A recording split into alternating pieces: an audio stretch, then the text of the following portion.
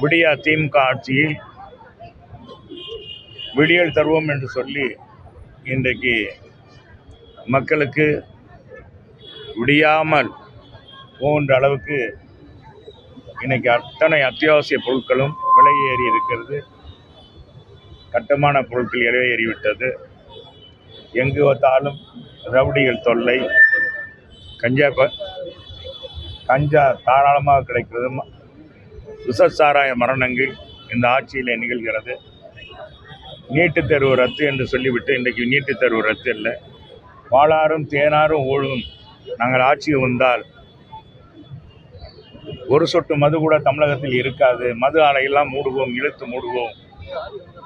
அது எவ்வளோ பெரிய வருமானம் வந்தாலும் அதை இழுத்து மூடுவோம் என்று சொன்ன பொம்மை முதலமைச்சர் எதிர்க்கட்சி தலைவராக இருக்கும் பொழுது இன்றைக்கு அவர் ஆட்சிக்கு வந்த பிறகு அதை மொத்தமாக மறந்து விட்டார்.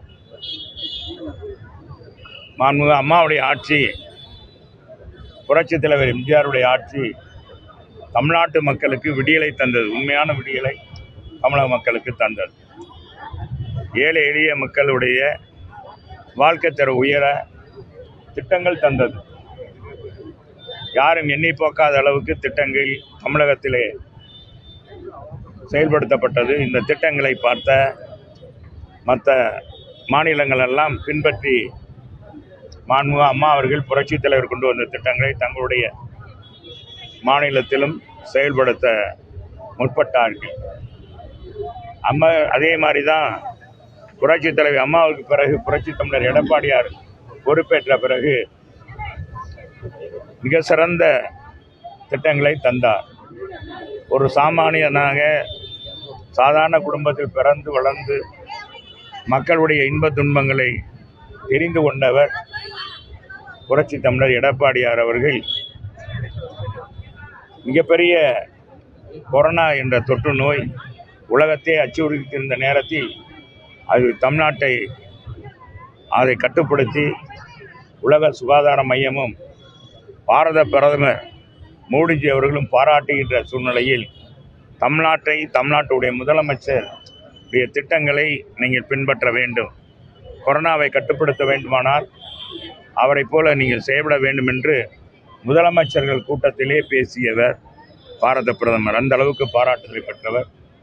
தன்னுடைய ஆட்சியில் அத்தனை துறையும் முதன்மையான துறையாக திகழ்ந்த வைத்தவர் புரட்சி தமிழர் எடப்பாடியார். ஆட்சி செய்து கொண்டிருக்கின்ற நேரத்தில் 24,000க்கும் மேற்பட்ட ஆர்ப்பாட்டங்கள் போராட்டங்களை நடத்தியவர் தான் இன்றைக்கு இருக்க முதலமைச்சர் மு.க. ஸ்டாலின் அவர்கள். திமுகவின் தலைவராக, எதிர்க்கட்சி தலைவராக இருந்தபோது அப்படி செய்தார். ஆனால் அன்றைக்கு சமூக ஆர்வலர்கள் என்று சொல்லிக்கொண்டு தமிழக அரசுக்கு எதை செய்தாலும் அதை குற்றம் கண்டுபிடித்து ஊடகங்கள் மூலமாக பரப்பியவர்களால் இன்றைக்கு எங்கோ மறைந்து விட்டார்கள். எங்கே இருக்கிறார் என்றே தெரியவில்லை. பூத கண்ணாடி போட்டு தேட வேண்டிய சூழ்நிலையில் இருக்கிறது. இன்றைக்கு நடக்கிற தமிழ்நாட்டில் இருக்கிற அலங்கோலங்களை, ஆட்சியை யாரும் கண்டிக்க யாரும் தயாராக இல்லை. இருந்த போதிலும் தமிழ்நாட்டு மக்கள் இன்னைக்கு மனநிலை மாறி இருக்கிறது.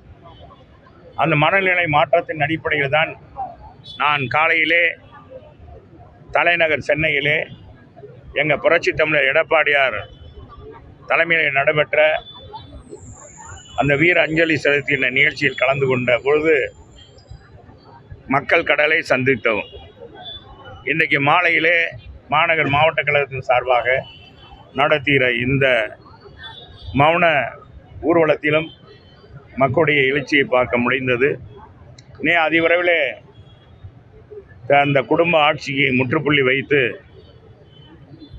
விடியா திமுக வீட்டுக்கு அனுப்பி புரட்சி தமிழர் எடப்பாடியார் தலைமையில் புரட்சி தலைவர் அம்மாவுடைய ஆட்சியை மீண்டும் மலர வைக்க இந்த 8வது ஆண்டில் உறுதியேற்கிறோம். ஆனால் இப்போ எதிரணியில் நிறைய பேர் ஜெயலலிதா அவங்களுக்கு புகழஞ்சலி செலுத்தியிருந்தாலும் பலர் உண்மையான ஜெயலலிதா ஆட்சியை நாங்கள் தான் அமைப்போம் அப்படின்ற மாதிரியெல்லாம் ட்விட்லாம் போடுறாங்க. குறிப்பாக டிடிவி தினகரன் இருக்கட்டும், ஓபிஎஸ்ஸாக இருக்கட்டும், இதெல்லாம் எப்படி பார்க்க வேண்டியது?